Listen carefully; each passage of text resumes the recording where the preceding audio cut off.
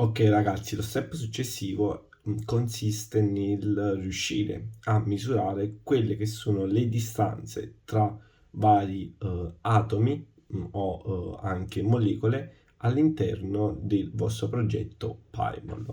Quindi questo sarà un video molto breve, ma che vi permetterà di dare un quid in più alla vostra analisi.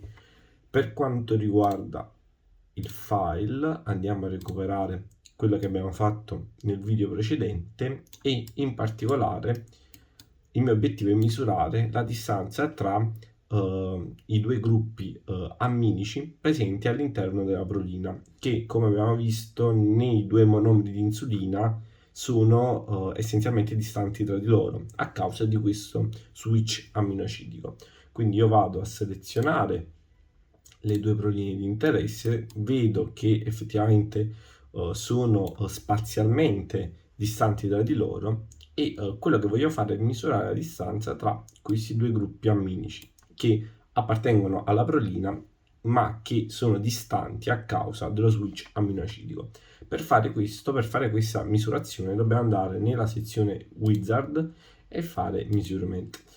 Nel momento in cui scegliamo questa opzione, vediamo che le selezioni vengono annullate e dobbiamo andare a cliccare quelli che sono gli atomi di interesse rispetto al quale vogliamo andare a misurare la distanza. Quindi nel mio caso questo gruppo amminico con questo gruppo amminico. Come vedete qui compare quello che è la distanza in angstrom tra i due gruppi praticamente amminici. Ovviamente questo si può ripetere per diciamo per n volte per misurare tutte le distanze che vogliamo. Qui vediamo che la distanza è di 0,7 per esempio tra questi due gruppi amminici. Quando abbiamo terminato c'è praticamente la sezione qui in basso a destra e facciamo done. Facendo fatto, essenzialmente abbiamo queste misurazioni che possono comparire e scomparire in base alla nostra esigenza e selezione qui sulla destra e ovviamente questo vi permette di misurare distanze che in un'analisi di molecole e valutazione di quelli che sono gli effetti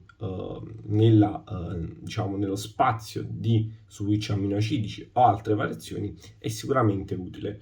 Voglio farvi vedere un progetto che ho fatto personalmente dove qui andava a valutare quello che è la distorsione in questo caso di un'elica praticamente di DNA in seguito all'interazione con una proteina. In questo caso parliamo essenzialmente della Tata Box, quindi questi sono tutte timine e adenosine. Qui vediamo la distanza che varia nel backbone zucchero fosfato tra i vari fosfati. Quindi praticamente come vi dicevo precedentemente, la misurazione può essere fatta su n atomi n volte e sempre qui a destra possiamo andare a visualizzare o meno una particolare misurazione e quindi nasconderla o renderla visibile.